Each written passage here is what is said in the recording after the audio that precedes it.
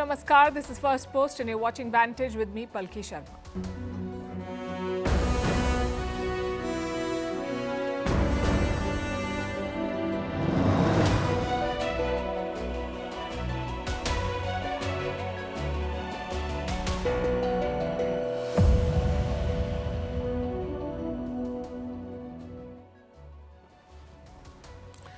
Donald Trump is on the war path. He has escalated his tariffs on India. He signed a new executive order saying India now faces 50% tariffs. It's the highest bracket of tariffs that Trump has imposed, and he blames it on India's Russian oil imports.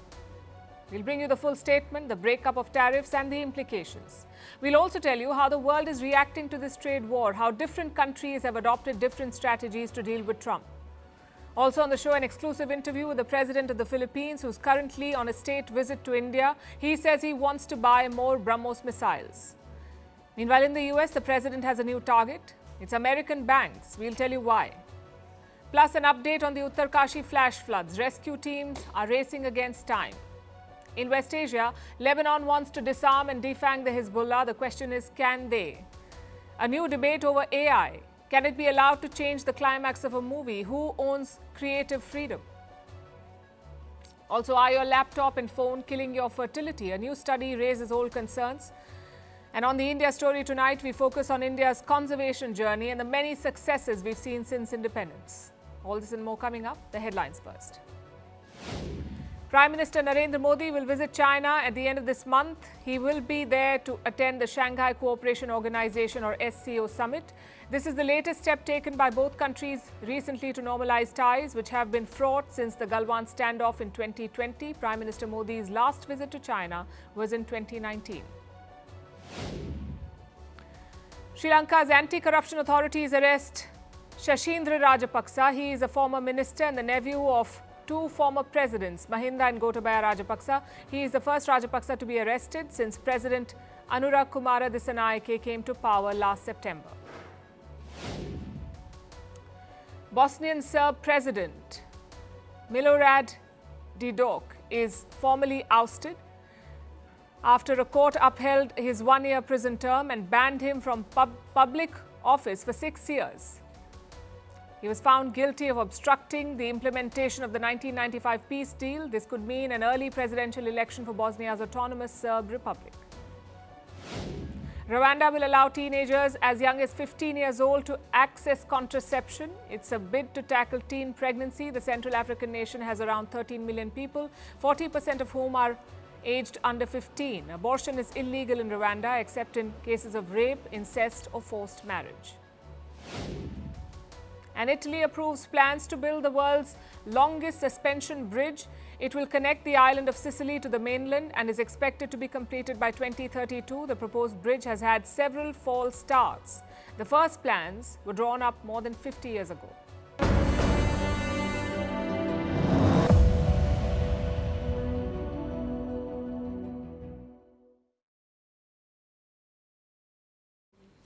He's done it again. Donald Trump has targeted India yet again. Just 24 hours ago, he had threatened new tariffs on India, and now he's delivered. The 25% duty has been doubled, so tariffs on Indian goods will now stand at 50%. Trump has escalated his trade offensive, and this time India is squarely in his crosshairs. Earlier today, the US president signed an executive order. It says the same thing as the statements and social media posts. That India buys Russian oil, that is why it will face higher tariffs. That's essentially what Trump's executive order says. Now, these tariffs will take effect in September. And what happens to goods which are already in transit? They will be exempted. Let me put this in context. Does this new tariff apply to all Indian exports? The answer is no. There are some exemptions, like goods required for US national security, semiconductors and related electronics. Exports like pharma, steel and aluminium, they've all been exempted from the higher tariff because the US needs them. But beyond these goods, most Indian exports will be impacted. And remember, the US is India's largest export market. Bilateral trade last year crossed $130 billion. So this 50% import tax is not just a tariff, it's a penalty. And it's driven by politics, not trade. In fact, the order goes further. It also targets indirect imports.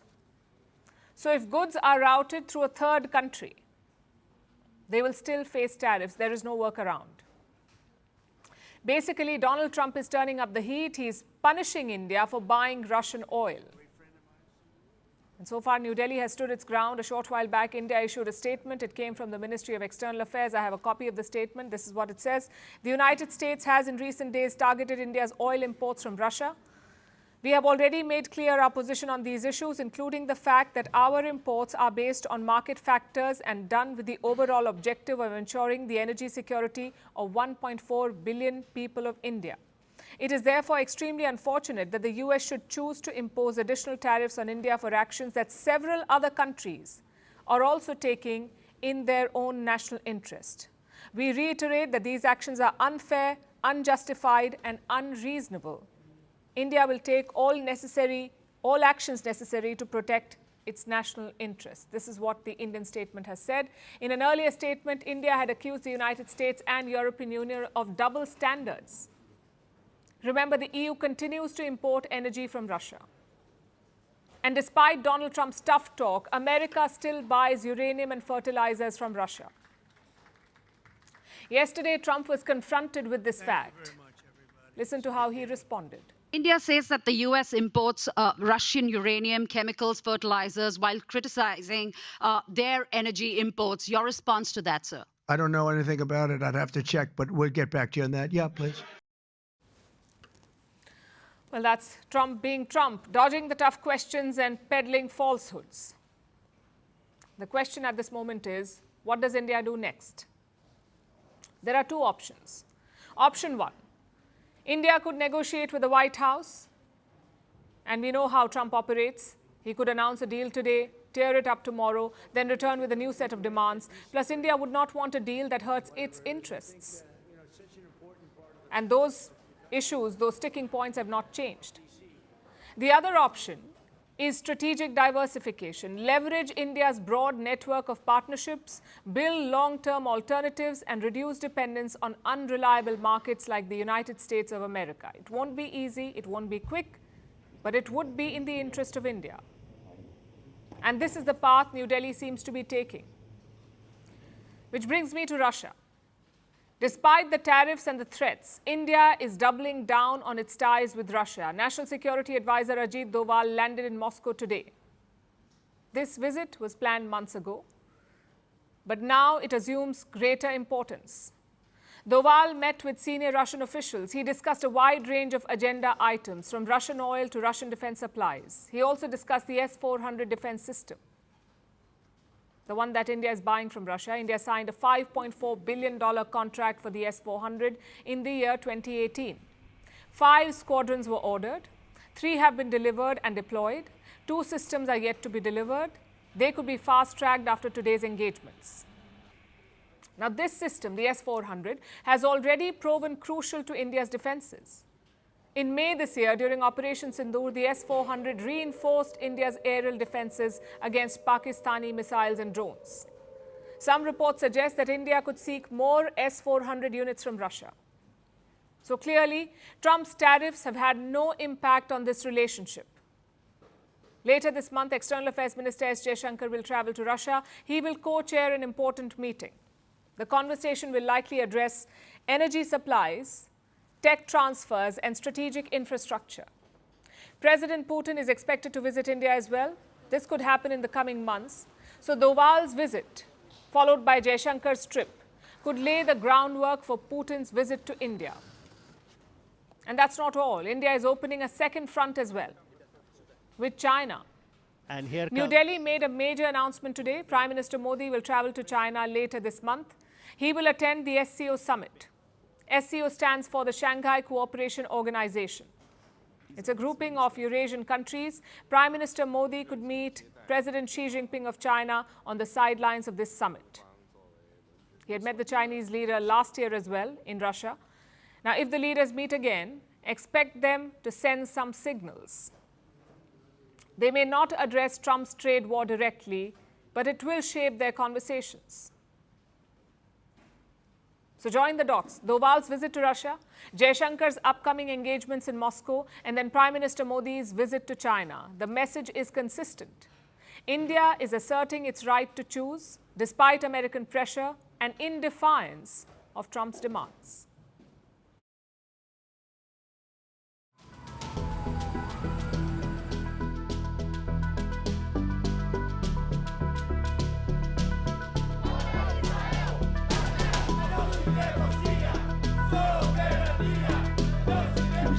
Position and vowed to take action.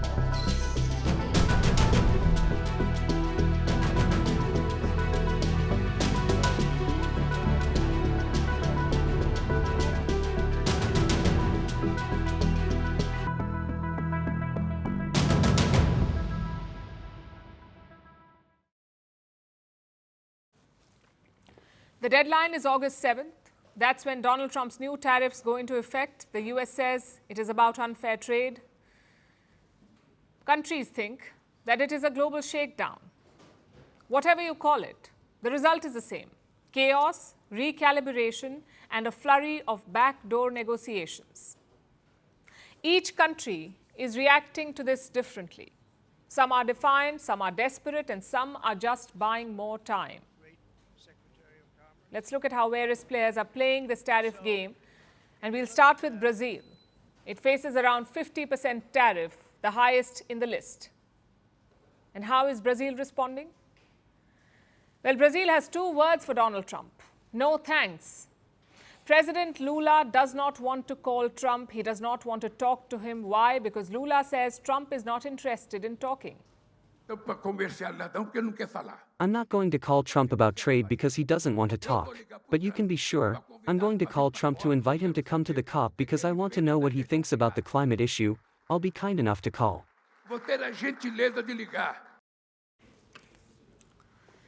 That does not mean Brazil is folding. It is taking this fight to the WTO, the World Trade Organization. Now, whether the WTO can help is another story altogether. Over the years, it has been weakened and sidelined. But Lula is betting on it. He wants confrontation rather than compromise. We will pursue all available measures, starting with the WTO, to defend our interests.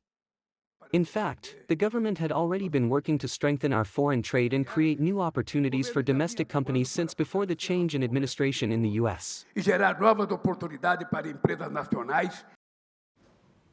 But not every country is looking for a fight. Case in point, Cambodia.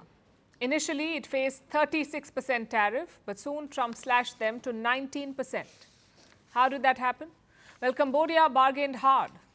The country agreed to zero out import tariffs on US goods. Then they signed a deal with the United States, a deal to buy 20 Boeing 737 MAX aircraft. It was a clever pivot. Cambodia's Deputy Prime Minister called it a gesture of goodwill. But it is what it is. Cambodia blinked to weather the storm and handed Donald Trump a win. This rate allows us to maintain the remaining factories in Cambodia, and we have the chance to expand more factories, attract more investors to come to invest here for the interest of our nation, that is, the creation of jobs for our people.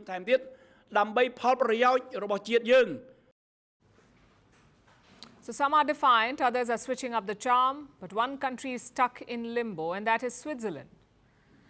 It is swinging between panic and pragmatism. Switzerland is facing a 39% tariff. It is among the highest globally, 39%. And the worst part, Switzerland was caught completely unaware.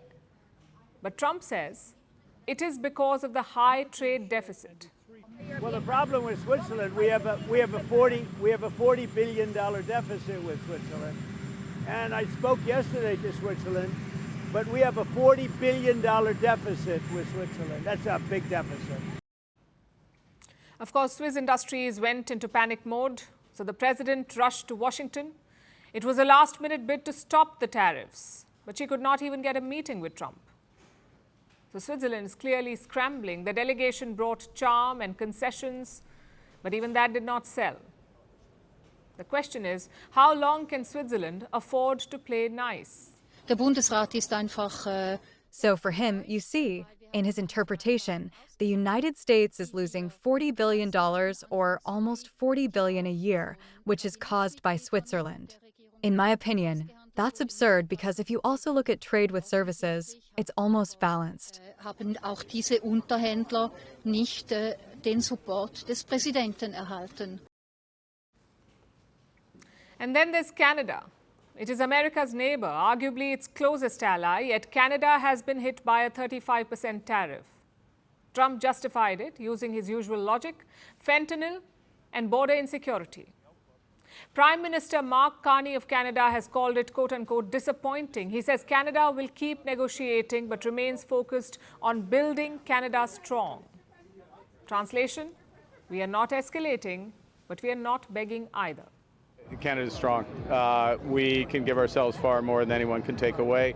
We're building this great country. I just met with the Premier, building BC, building Canada, building in a Canadian way, building sustainably, building together, building positively, and that's what we're going to do. And yes, we will we'll come to something with the Americans, something constructive with the Americans. So what does this tell you? Trump's strategy is less about economics and more about ego. He's unabashedly transactional. He likes deals that give him visibility. He likes headlines and he loves unpredictability. The formula is quite simple. Threaten steep tariffs, wait for the panic to set in, and then cut a deal that looks like a win for America. That's what he's doing. As for the rest of the world, countries are weighing their options, trying to figure out what to do. And what they're learning is this. In Trump's tariff world, there are no rules. Each player is on their own. Chances are the weeks ahead will bring more chaos. Trump is testing nerves, poking egos, and forcing the world to play a game they never signed up for. So as August 7th approaches, the question is not just who blinks first, the question is who understands the game best.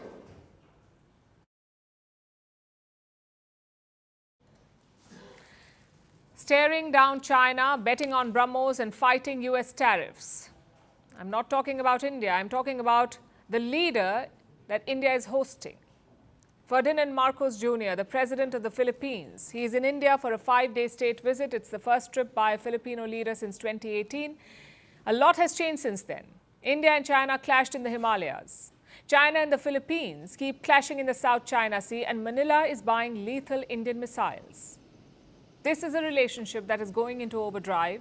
We've always had cultural and economic ties, but now there is a security angle. Yesterday, President Marcos met Prime Minister Modi. They elevated this relationship to a strategic partnership. Today, he sat down with us for an exclusive interview. We spoke for close to 50 minutes, and we covered a lot of areas like the recent Operation Sindoor, his equation with Prime Minister Modi, his assessment of the China threat, and his vision for the India-Philippines relationship. Like I said, we have a lot in common. China is challenging Manila on the high seas. China is challenging New Delhi in the Himalayas. President Marcos is aware of these challenges. He repeatedly pitched for a coalition of like-minded countries to take on China. And his position is not unique. A lot of China's neighbors face this threat. They would like peace, but they're also bracing for the worst. President Marcos is betting on Indian help to deter China. His country has already bought the BrahMos missiles. He told us that he wants more. Apparently, the Filipino soldiers love it. And it's not just missiles. We asked him if he would like to purchase fighter jets or warships from India, and he said everything is on the table. On global conflicts, the president was surprisingly candid. His country is very close to Taiwan. If China invades, what will Manila do? President Marcos says he will have to be drawn in. But I'll tell you one thing that stood out. Unlike other US allies, the Philippines is not disillusioned by Trump. He feels the US president will defend his country if needed. Like I said, we covered a lot of things. Here's a look at some of the key moments. Tell us about your meeting with Prime Minister Modi. He's a very impressive man. India and the Philippines face different but connected challenges in China. A rejection of any unilateral attempt to change boundaries. First country that bought the BrahMos system from India. Officers and men who operate the BrahMos system, they say we need more. Mr. President, welcome to India and thank you for joining us here. Thank you very much for having me, and I'm very, very happy to be here and be with you in India. Tell us about your meeting with Prime Minister Modi and the equation that you share with him. He's a very impressive man.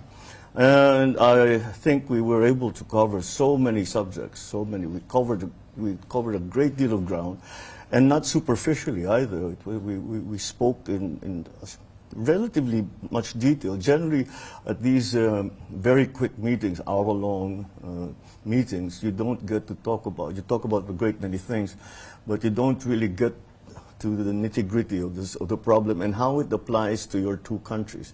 We managed to do that. India and the Philippines face different but connected challenges in China. You in the high seas, India in the Himalayas. Do you think that's one factor that is bringing the two sides together? Inevitably, it is, but we are forming here. That's one of the aspects of the new parts of the India-Philippines relationship, is this formation of a global coalition, really, of like-minded states. States that share our values, that share our adherence to international law. And in our cases, specifically, it's the UNCLOS, because it's the law of the sea, and that is where we are having problems. But essentially, the similarity between our situations is that it is a rejection of any unilateral attempt to change boundaries. It's really that simple. Did the China challenge come up in your conversation with the Indian leadership this time? Yes, but very tangentially. We are not here to bemoan whatever it is that China is doing, but really to, again, form that coalition. We are not against anyone. For the moment, I want to talk about the BrahMos missiles. You were the first country that bought the BrahMos system from India. What's next? Is it fighter jets from India? Is it naval systems? Are more purchases on the cards? Well, everything's on the table right now. As you may know, the Philippines is in the midst of a modernization of our military. So we are looking to see what's the most suitable for our defensive needs. Let me be clear, though. We are not girding up for war. We are simply reacting to the challenges that we are facing. I've spoken to the officers and men who operate the BrahMos system, and they say we need more. So their experience of it, thank God, it has never been used. But from the demonstrations that they've seen, from the training that they've received both in India and in the Philippines, the practice runs that they've done, they seem terribly confident in the equipment, and I think that we are in the process of actually procuring more. Mr. President, India was involved in a military conflict with Pakistan for a few days earlier this summer, and the BrahMos missiles were used, and they evaded Chinese defense systems and struck Pakistani bases. Were you and your team impressed by their performance? Oh yes, they immediately contacted their counterparts here in India and said what happened, and they're chatting and trying to really analyze how it went, what the changes in down to that level, what changes in procedure they think that they should initiate, all of this. But with the performance, there's no question that the system did very well. So are you confident then that Indian systems and Indian weapons can not just stand up to but defeat Chinese weapons in an actual conflict? We don't look at it that way. We look at it if they are able to defend the Philippines, and I think they will. I think they're very good pieces of equipment. We have learned we have trained to be able to use them for maximum effect. Should the time come, God forbid. But as a missile system, they fill the bill, as it were. There have been multiple close shaves between Chinese and Filipino vessels in recent past, with the Chinese ships also firing water cannons at Filipino ships. Are you worried that this may escalate into a full-blown crisis, that a small misunderstanding may blow up into something much bigger? That is precisely what we are worried about. The likelihood of a full blown out war of one side or the other saying, okay, I'm going to war tomorrow, is very, very small. No one, I don't think, no one involved, any of these parties that we just spoke about, no one wants to go to war. However, and this is again, that's what I said, that's why it's so important for us to be interoperable with our allies, is you can make a mistake. Some guy pushes the wrong button. You know, the navigation goes wrong, and a mistake, a misunderstanding and a mistake. And that could just blow out of proportion. People start to overreact, and before you know it, it's a shooting war, and that is what we want to avoid. Your recent State of the Nation address is coming under a lot of scrutiny. In last year's speech, you promised to not yield even an inch of Philippine land in disputed areas. This year, your statement did not make an explicit mention of that, of the West Philippine Sea, but you focused more on non-alignment on Manila's part. Would you say you watered down your statement? Did you, and why? No, I did not. You're the second person to ask me that. But the two things are not mutually exclusive. You can defend your sovereignty, you can defend your territory, you can do all of that, you can modernize your military, and at the same time, you can continue to be a friend to all and an enemy of none. We say it again, the Philippines will not cede 1 square inch of our territory. We will not give up the exercise of our sovereign rights, ever. You're a treaty ally of the United States, and an important part of that treaty is mutual defense. You were also in Washington recently, and you had a conversation with the new president, Donald Trump. Are you convinced that if the Philippines faced a security challenge, the U.S. under Mr. Trump would come to your defense? I am. Because the assurances that we have been receiving in those terms from the new administration before I went there, and when I went there, and since that visit, I've been very, very strong from the Secretary of State, from the Secretary of Defense, Secretary of State Mark Rubio, Secretary of Defense Pete Hegseth, and all the other officials. That the policy on the Philippines does not change. Another flashpoint in the neighborhood is Taiwan, and yes, most experts fear that Beijing will invade Taiwan before the end of this decade. If that were to happen while you're still in power, would you be open to allowing the U.S. use resources and bases in the Philippines to defend Taiwan, or would you rather stay out of it? To be very practical about it, if there is a confrontation over Taiwan between China and the United States, there is no way that the Philippines can stay out of it, simply because of our physical geographic location.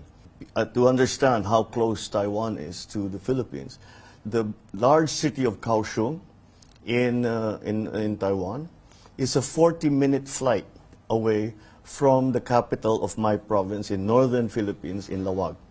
That's how close it is.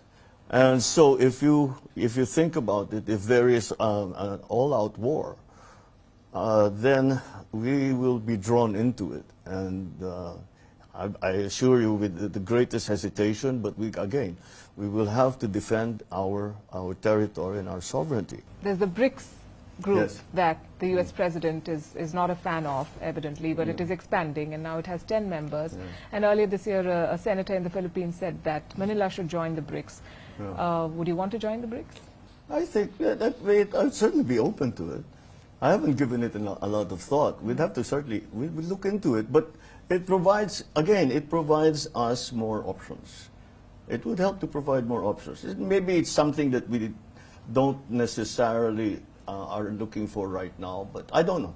We've not really thought about it. We've been too concerned looking internally how to make the economy work, how to bring growth, how to create jobs and all that. So, well, it's a thought. Now that you mention it, we'll have a discussion about it. I have to ask you about Gaza. You are an ally. Philippines is an ally of Israel, but you've also voted for a ceasefire at the United Nations. Yes. The situation is deteriorating. There is talk of starvation in Gaza. Do you think the world is doing enough to stop Israel? Do you believe Israel is starving Gazans on purpose? I think the world is doing what it can, at least certainly the European countries, with the now the threat of first the UK and then some other EU countries to recognize a Palestinian state within the year. I believe during the General Assembly of the United Nations, I think is the intended schedule. So these are the forces that it can bring to bear on Israel, because I think I don't know what they say in Israel, but everywhere else, I think it is unanimous that the humanitarian cost of the continued attacks on Gaza is unacceptable. The death, the destruction, and now the starvation, they should not be happening in this day and age. We should not allow this. But what can one do? We look on in horror at the death, the destruction, the suffering. But what always brings tears to my eyes are the children. Why the children? You know, it's impossible. At least an adult, you can say we're at war, so we have to sacrifice. How do you explain that to a child? And that's not fair. That's not right.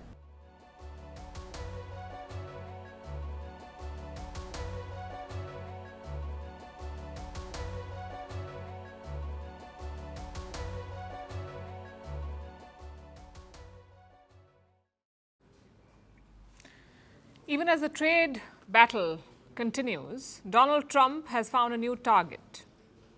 We're talking about American banks, specifically JP Morgan Chase and the Bank of America. Trump has an axe to grind with these banks. He says they turned away his business. Listen to this first. I was loaded up with cash and they told me, "I'm sorry, sir, we can't have you. You have 20 days to get out." I said, "You've got to be kidding. I've been with you for 35, 40 years. Trump was talking about JP Morgan. He claims the bank tried to cut him off and gave him 20 days to move his money. And when did this happen? Trump is likely referring to 2021, right after he left the White House. And the timing is worth noting here. Trump had just lost his re-election bid. He was not taking it well. He tried to stop the US Congress from certifying the election. The US Capitol was stormed by a mob of his supporters, and Trump was banned from almost all social media platforms. So he lost his online presence too. And now Trump says even the banks turned on him, that JP Morgan wanted him gone, and it wasn't just one bank. He approached Bank of America to open an account, but they refused. Brian was kissing my when I was president. And he said, "We can't do it. No, we can't do it." So I went to another one. I ended up going to small banks all over the place. This is the man Trump was referring to, Brian Moynihan. He is the CEO of Bank of America. Trump says that he tried to open an account there as well, but the bank said no. This is not the first time we've heard such claims. Conservatives in particular have been critical of the banking industry. They have accused US banks of discrimination. They say their political views make them targets. Executives from industries like cryptocurrency and oil have similar complaints. Even the First Lady of the US says she has faced a ban. Melania Trump wrote about this in her memoir. She said her bank account was closed and the bank refused to open an account for her son Barron. The banking industry denies these allegations. They say politics has nothing to do with their moves. They blame regulations instead. You see, the rules around politically exposed persons are strict. Same with people linked to cryptocurrency. So bankers say compliance costs are high and oversight is intense. That's also what JP Morgan and Bank of America have said. They were asked about Trump's statement, and while they did not address the ban directly, their executives called for changes in regulation. But Donald Trump says he's had enough. He's promising action. He wants to go after banks, and he's working on an executive order, one that could force banks to conduct sweeping reviews and change how they handle compliance. This would put America's biggest lenders under pressure. Trump is sending a clear message to them. His political war has a new front, and that is American banks. Needless to say, these banks are wary. In fact, They may have seen this coming. Big bankers started making moves in June itself. They began meeting Republican leaders in state after state. The bankers have been trying to defend themselves, trying to hold on to their businesses. In places like Texas and Oklahoma, top executives from 3 banks held quiet meetings, JP Morgan, Citi and Wells Fargo. Their goal? To reassure Republicans, to tell them that banks do not discriminate against gun makers or blacklist fossil fuel companies. In the past, Republicans have accused them of pushing woke policies. So now they're trying to stay off the radar. Republican states are threatening to pull billions in contracts, and American banks know the stakes are high. So they're lobbying with the people who want to regulate them. And this story fits a pattern. President Trump is going after one group and then another. He started with universities, then targeted big law firms, then the media, and now it's the turn of America's banks.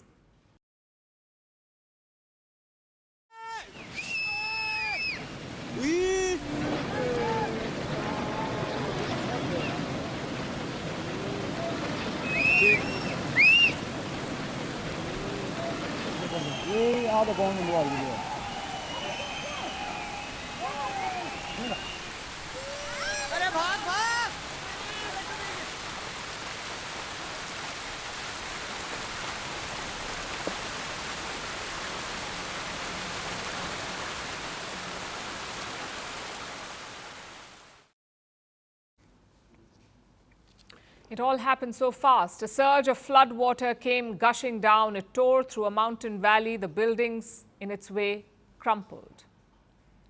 They fell flat like a deck of cards. They were swept away. People had no prior warning. As muddy waters coursed through, they shrieked, they cried for help, ran to save their lives, but they did not get very far. Within seconds, an entire village was swallowed by the deadly waters.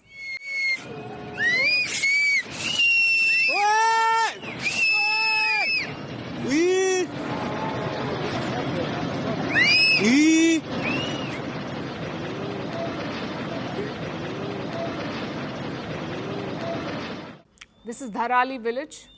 It has borne the brunt of a terrifying calamity that has unfolded in Uttarakhand, the Indian Himalayan state. This is a popular tourist destination. It has been lashed by heavy rains over the past few weeks. Yesterday, there was a cloudburst, a sudden extreme downpour of rain. This swelled river Kheer Ganga. It triggered flash floods. Tons of muddy water came crashing down. This happened in the city of Uttarkashi. It wiped out the village of Dharali and killed at least 5 people.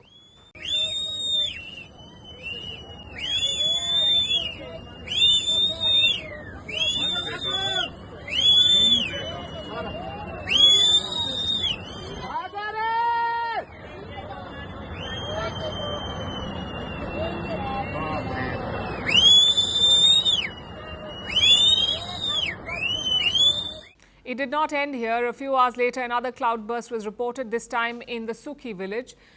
It's been more than 24 hours since, and this is what the situation looks like on the ground. Raging waters have persisted. Most roads are submerged. Many of them sit fractured with craters or gaping cracks. Dozens of homes have been destroyed. When the floods came, they brought a large amount of sludge with them. Now debris covers large swathes of the region. More than 100 people are missing. Many of them are feared to be trapped.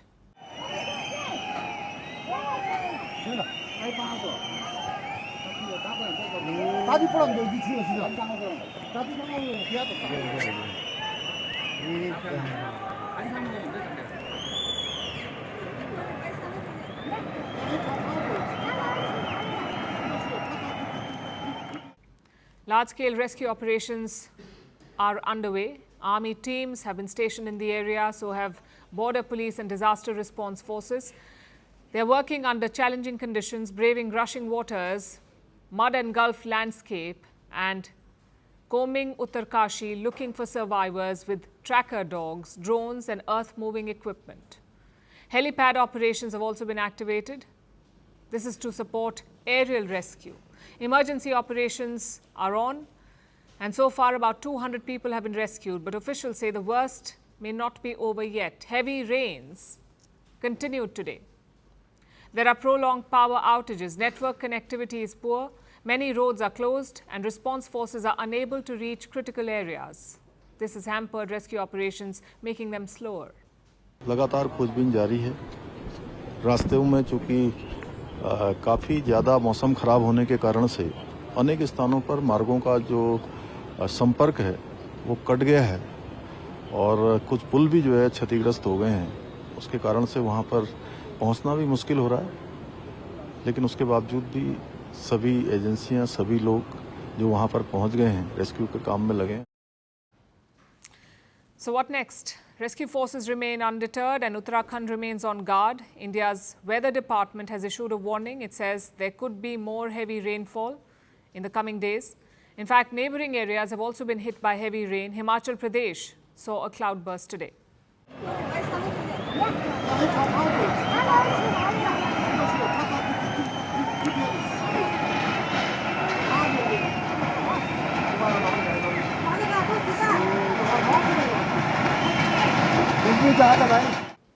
Given the situation, Uttarakhand has a two-pronged action plan. First is to prepare for the worst. More doctors have been deployed.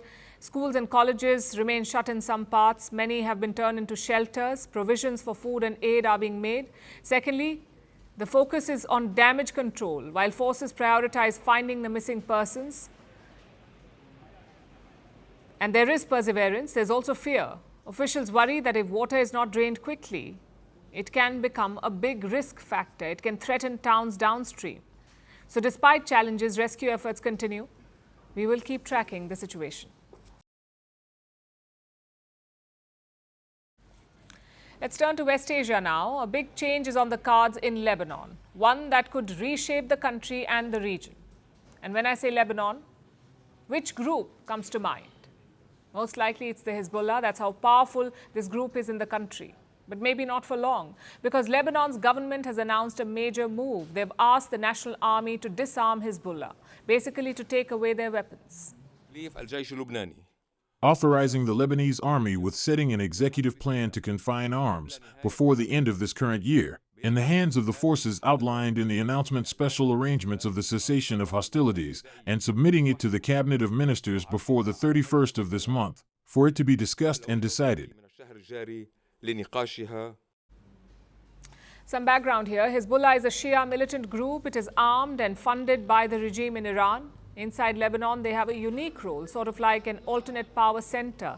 This power comes from two sources. First is the local support. Around 32% of Lebanon's population are Shia Muslims. A lot of them back the Hezbollah. The second is their firepower. Just look at Hezbollah's flag. It shows a hand holding a Kalashnikov gun. It tells you how crucial firepower is. In 2021, they claimed to have 100,000 fighters, plus around 150,000 rockets. So the Hezbollah was stronger than Lebanon's army. Today, that firepower stands diminished. After the Hamas attack of October 2023, the Hezbollah started firing rockets at Israel. By last year, it escalated into a full-scale war. Israel versus Hezbollah. Israel took out dozens of senior Hezbollah leaders, including their chief, Hassan Nasrallah. They also destroyed a lot of their arsenal. Despite that, Hezbollah remains defiant. They have refused to give up their arms. It is in Israel's interest not to resort to a broad aggression, because if they resort to a broad aggression, the resistance will defend and the army will defend and the people will defend. This defense will lead to rockets falling inside the Israeli entity. Come, let us discuss a national security strategy and a defense strategy. The strategy is not a timeline to disarm.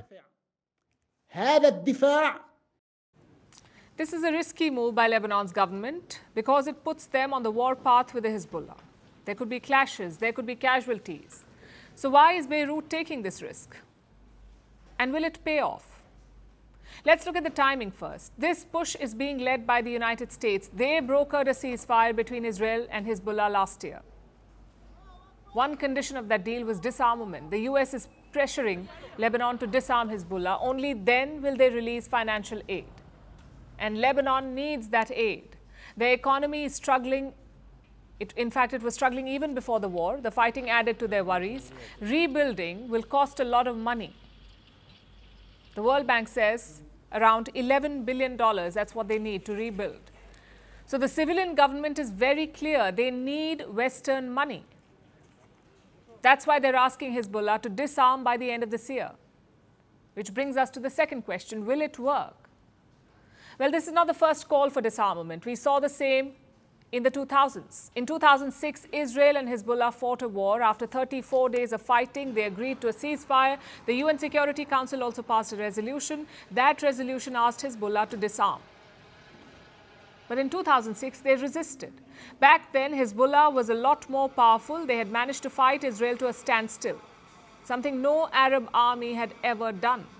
So Hezbollah was riding high in the 2000s. They had the clout and the power to reject disarmament. But this time things are different. There are three key differences. Number one, Hezbollah has lost their long-time leader. I'm talking about Hassan Nasrallah. For most of the world, he was a terrorist, but in Lebanon, he was respected. Nasrallah was a very good orator. He'd been leading Hezbollah since 1992. With his death, the group has lost an experienced face, someone who could drum up public support. That's the first difference. Difference number two, Hezbollah's military power has weakened. 2006 may have been a stalemate, but 2024 was not. Israel inflicted heavy casualties on this group. Even now, they're striking Hezbollah ammo sites in southern Lebanon. And finally, difference number three. Their godfather Iran is weaker. Tehran is reeling from the combined US-Israel assault. Their focus is on the domestic front. Even if they wanted to help Hezbollah, it's hard. Earlier, they could smuggle weapons overland from Iran to Iraq, from Iraq to Syria, and from Syria to Lebanon. But that land route is now off limits. Syria's pro-Iran regime has been toppled. The new leaders are close to Western powers. They will not tolerate Iranian smuggling. So as things stand, this is a major threat to Hezbollah. Without weapons, their power could disappear. Having said that, it's still a risky move. Lebanon has a history of sectarian tensions. If Hezbollah reignites those tensions, things could spiral out of control. It promises to be a tense 4 months for Lebanon. Let's see how they navigate it.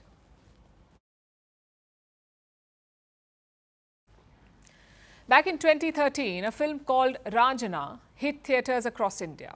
It was a love story that struck a chord, a commercial hit and a critical success. 12 years later, it's back on the big screen. After all, nostalgia sells. Re-releases are the new gold mine. But this one's different. This one has everyone talking because the ending is not the same. Was the film reshot? No, it wasn't. The ending was altered by artificial intelligence, and now it is raising some serious questions. Questions like, who owns a story once it's told? The studio that paid for it? The director who shaped it? Or the audience who made it iconic? And this has made the film Ranjana the ground zero for a bigger war in the industry between creative freedom and artificial intelligence. And tonight we'll break down this debate for you. First, what is the new ending? In the original film, the protagonist dies. He sacrifices himself for love. It was meant to break hearts. In the AI-altered version, the protagonist lives. He wakes up in bed and life goes on. So the ending is now hopeful and synthetic. It is also deeply at odds with the filmmaker's vision. And that has made him furious. Director Anand L. Rai has called it a betrayal, almost like a reckless takeover. Actor Dhanush, who played the protagonist, is also enraged. He says, this strips the film of its soul. So they're now exploring legal action. Against whom? Eros International, the production house behind this. They hold the rights to the movie, and they're the ones who used AI to alter it before re-releasing the film. And while doing so, they did not consult the creators. Is this legally allowed? Can a production house do this? Well, that's where it gets murky. Copyright laws in India usually favor the producers. They finance the movie, so they own most of the rights. If Eros owns all the rights, including the final cut, this is fair game. Technically, they can modify and re-release the film, even with an AI-generated twist. But legal does not always mean ethical. And that's the tricky part. Imagine rewriting Schindler's List. So it ends with a dance number. Or turning Swades into a horror movie. Sure, you can do it, but should you? And this is not just about the ending. It's about who gets the final say in storytelling. Is it the director who wrote the final scene or the production house who paid for it? And we have to ask this question because here's the real structural flaw. Indian film contracts are outdated. They rarely include clauses about artificial intelligence or even digital reboots. Most writers and directors do not retain any rights after delivery. There are no clauses protecting artistic integrity. This is something Hollywood fought for in 2023. There were mass strikes that demanded protections from AI, and they did get some concessions. But Bollywood has none. There is a serious lack of protective frameworks, and in that vacuum, AI becomes a backdoor. Also, let's be clear here, the problem is not artificial intelligence per se. AI can restore footage, it can clean audio, it can even imagine alternate endings. In the right hands, it could be a great tool. The problem is how we are using it. When it's used to rewrite a film without consent, it becomes a threat. So what's the way out? Update contracts urgently. Every deal must include clauses about AI use, moral rights, and creator consent. And artists need more say. They should have a voice, maybe a platform to push their case.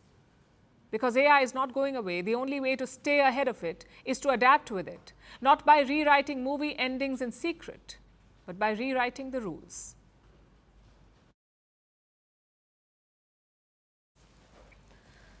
Our mobile phones seem like an extension of our bodies. We take them everywhere.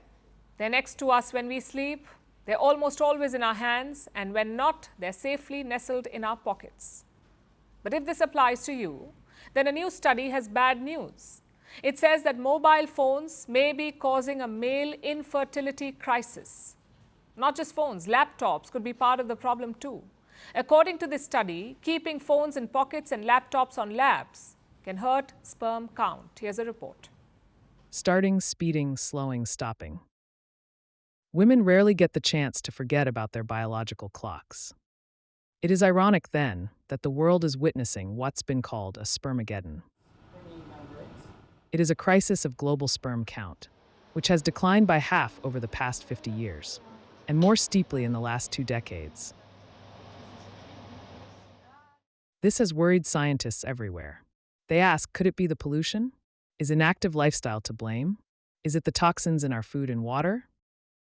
Well, a new study is out, and it says blame your trusted friend, the mobile phone, as well as your sidekick, the laptop, because they could be threatening manhood everywhere. This study has been conducted by Calcutta University and the Institute of Reproductive Medicine. It looks at samples collected from 1,200 men between the ages of 20 and 40. And it concludes that if men put mobile phones in their trouser pockets for over 5 hours or work for hours with laptops placed on their laps, then it could affect their sperm count. It says that the risk of infertility rises by 10 times. But this is not the first study that says so. Similar research before has said that mobile phones and other technological devices can increase the risk of infertility in men.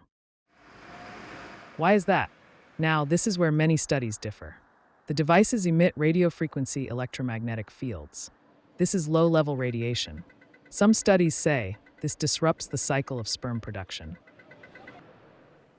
Others say it damages the DNA. And while there is little agreement over this, it is important to take the research with a pinch of salt. Because for every study that says mobile phones harm sperms, there is another that disagrees. And in general, there has been only one conclusion. More research is required to understand the risks of mobile phones on sperm counts. Because even today, the evidence remains sketchy. Part of the reason why is because male infertility does not get enough focus.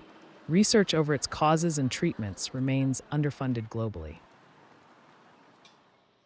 The global fertility industry is booming. It is valued at more than $34 billion. But its focus remains women.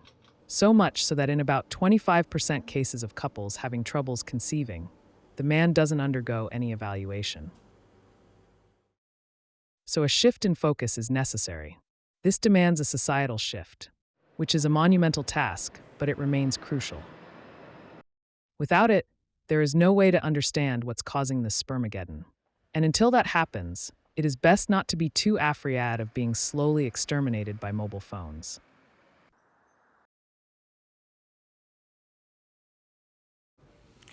India has always been a stunning cradle of biodiversity, but the British wreaked havoc on it.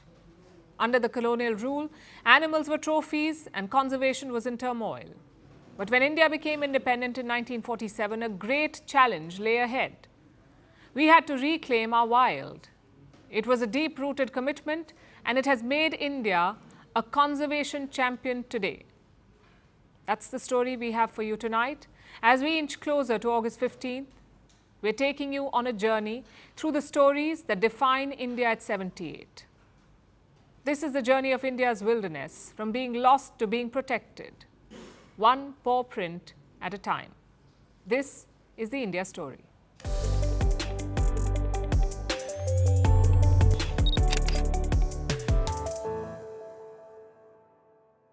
Wise lions, foolish frogs, and talkative turtles. They are among the many stars of Panchatantra, the ancient Indian text. It was composed in Sanskrit around 200 BCE. Panchatantra is a vast collection of animal fables. It is India's cultural gift to the world, and it has shaped minds for generations. But it has also revealed something profound. Wildlife has always held a special place in the Indian society. India is nature's wonderland, a breathtaking cradle of biodiversity, home to about 8% of all known species, including 91,000 types of animals. And from sacred stories of the ancient past to the many hurdles of the colonial period to modern-day scientific conservation, complete with challenges and great strides, India's unwavering commitment to protect the wilderness runs deep. A society without rules often falls into chaos, and most of us live with this belief. But when it comes to conservation, we don't always follow it. Despite a dearth of policies or actionables, wildlife flourished in ancient India. We saw this during the Vedic period, when animals were not considered mere beings, they were revered as teachers and even as gods. Animals were protected because they were respected. As time passed, society became more structured, more laws came into place, and regulated conservation gained popularity. We see this in the Arthashastra. This text was written by Kautilya during the Mauryan period.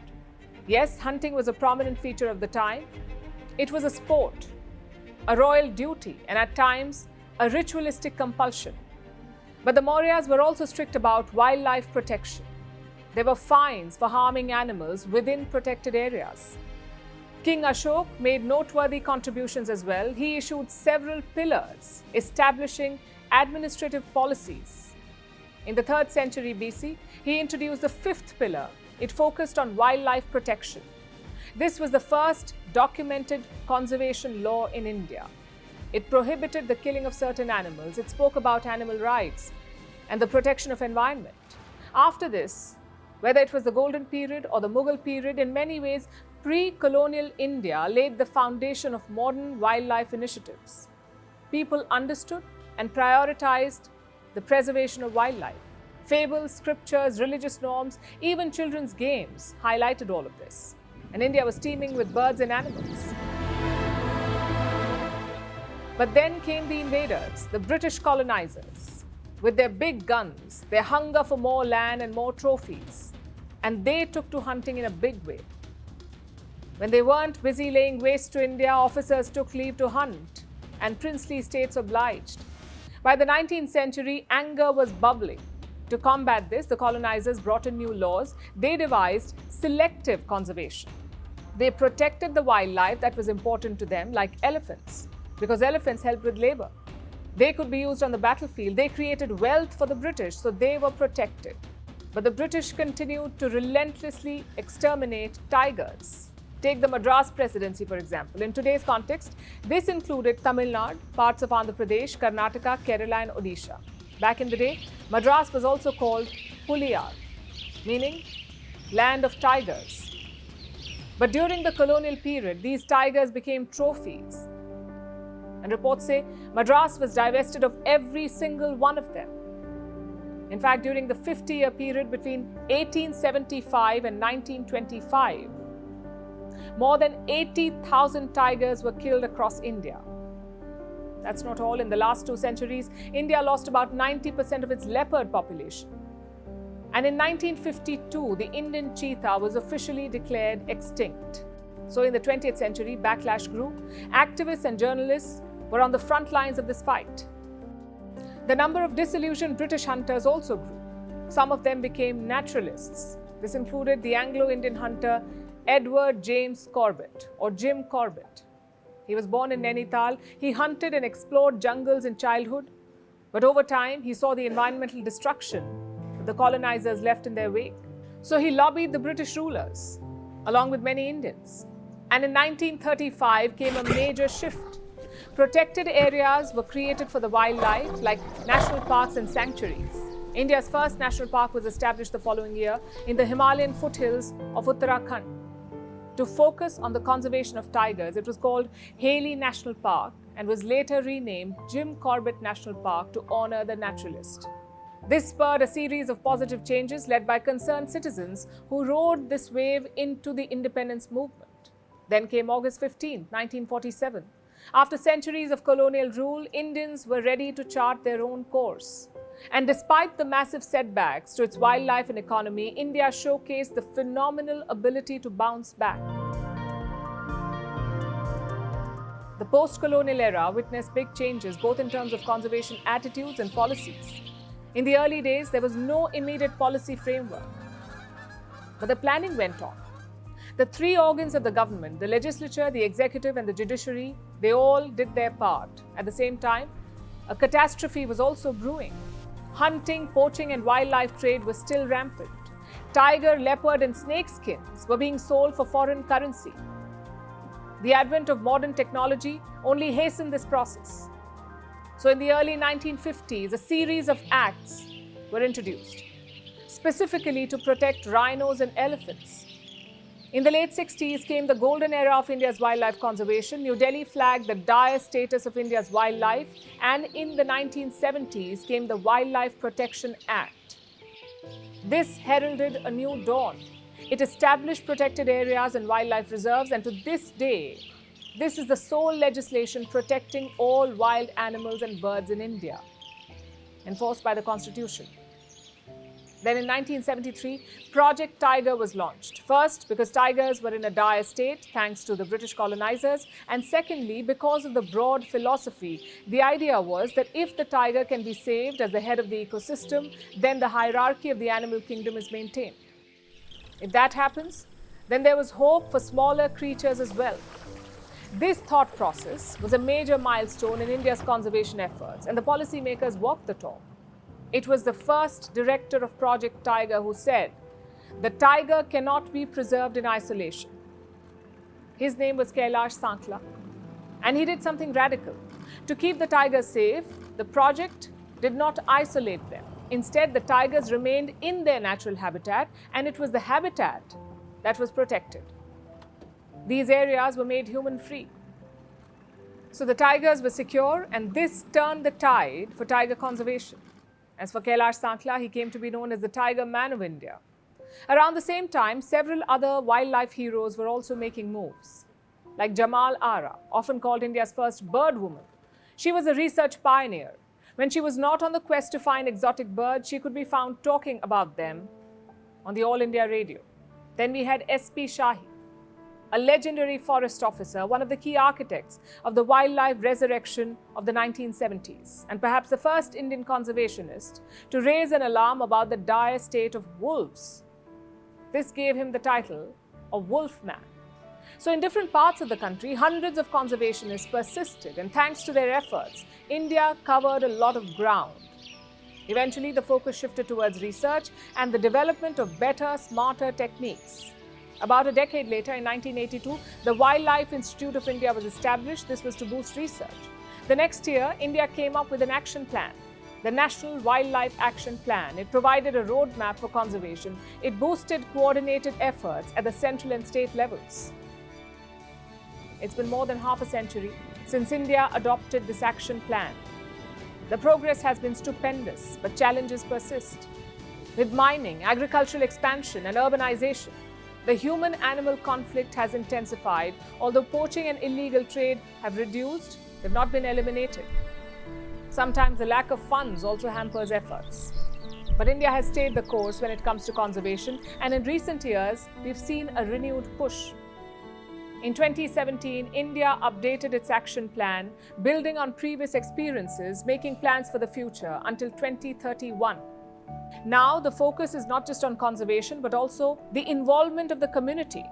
Plus, we are fighting climate change. It is hurting ecosystems and destroying natural habitats. India is allocating more funds to deal with this. This year, more than 3,400 crore rupees have been allocated for conservation. That's 9% more than last year. India has also launched a number of ambitious conservation projects, like Project Dolphin and Project Cheetah. Remember, we just said that cheetahs became extinct because of rampant hunting.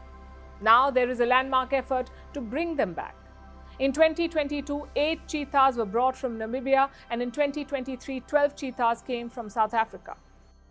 Official reports say most of them have adapted well. And in 2023, a female cheetah gave birth to cubs on Indian soil. This was a first in 75 years, and it was a major win for India's conservation push. Plus, Project Tiger has expanded. India now has 54 tiger reserves. It is home to more than 70% of the world's tiger population. Then we have Project Elephant. India has 33 elephant reserves and is home to over 60% of the global Asian elephant population. Or take the case of the Asiatic lion.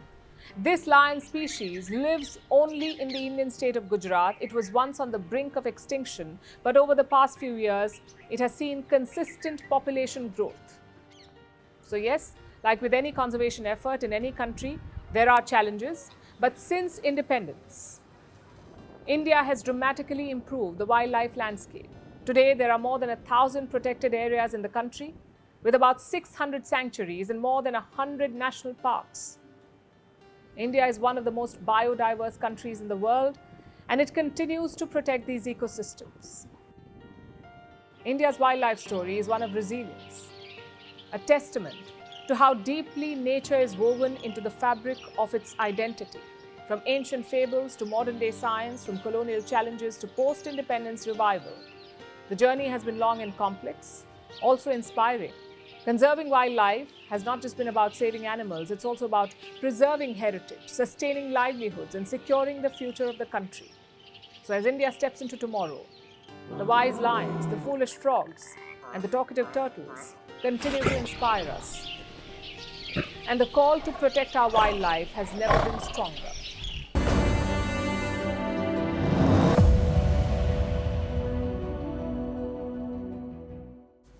There's a lot going on in the world right now. 2 wars, multiple conflicts, global inflation, and now Trump's very personal trade war. So naturally, the US president did what any calm and collected leader would do. He climbed the roof of the White House, because when the world's on fire, you get to higher ground, literally. And then, just when you thought it couldn't get weirder, he danced. He broke into an impromptu dance on the roof. Obviously, the internet had a field day. Take a look at this.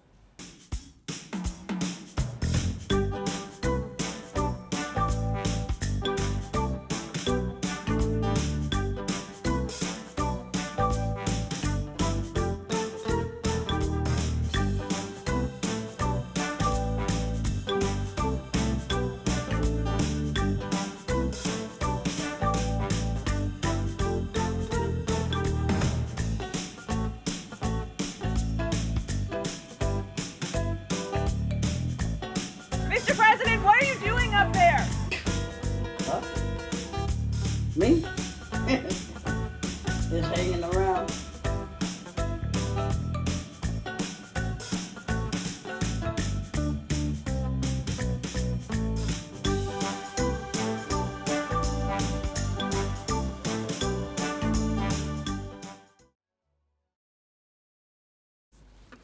And now it's time for Vantage Shots, images that tell the story. The United States and South Korean Marine troops conduct joint drills. Firefighters battle the biggest wildfire of the year in southern France. And unhappy football fans throw suitcases to the field in protest. Finally, we're taking you back in history. On this day in 1945, the United States dropped an atomic bomb on Japan's Hiroshima. The blast killed over 80,000 people. It destroyed most of the city.